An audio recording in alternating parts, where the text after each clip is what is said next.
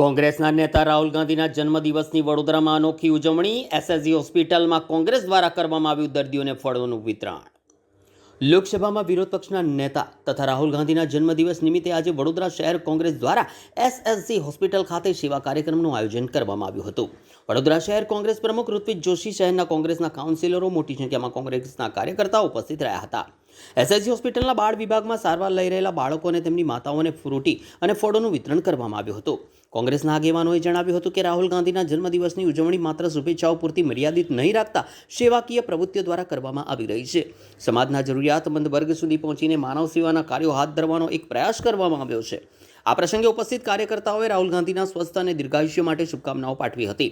વડોદરા ઉપરાંત રાજ્યના વિવિધ શહેરોમાં પણ કોંગ્રેસ દ્વારા રાહુલ ગાંધીના જન્મદિવસ નિમિત્તે સેવાકીય અને જનકલ્યાણના કાર્યક્રમો યોજવામાં આવી રહ્યા છે.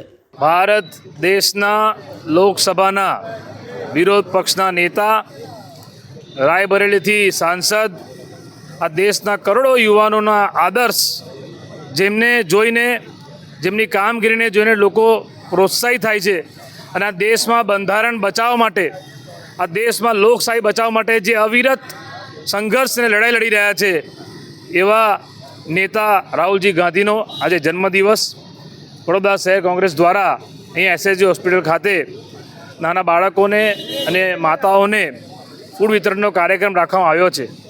જે રાહુલ ગાંધીએ સૂત્ર આપ્યું કે નફરત કે બાજાર મેં મોહબ્બત કી દુકાન ખોલ રહા હું, અને ખાલી બોલ્યા નહીં, કરીને બતાવ્યું.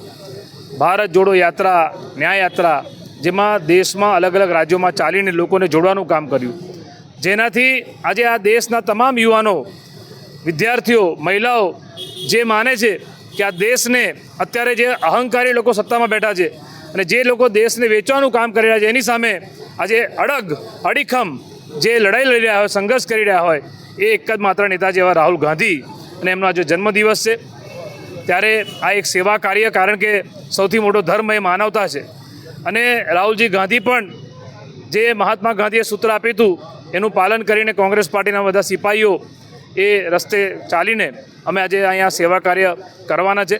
રાહુલ ગાંધીના જન્મદિવસ નિમિત્તે ભગવાન દ્વારકાધીશને પ્રાર્થના કરીએ કે એમનું આયુષ્ય લાંબુ થાય અને આ દેશનું જે ભવિષ્ય, જેને યુવાનો, મહિલાઓ બધા જોઈ રહ્યા છે કે રાહુલ ગાંધી આ ભારત દેશનું ભવિષ્ય છે, અને જે રીતે આજે તમામ મુદ્દા પર આખા દેશમાં, દરેક રાજ્યમાં જ્યાં પણ કોઈ ગરીબ સામે અન્યાય થાય, કોઈ મજૂર સાથે અન્યાય થાય, કોઈ મહિલા સાથે અન્યાય થાય, કોઈ યુવા વિદ્યાર્થી સાથે અન્યાય થાય, ત્યાં રાહુલ ગાંધી પહોંચે છે.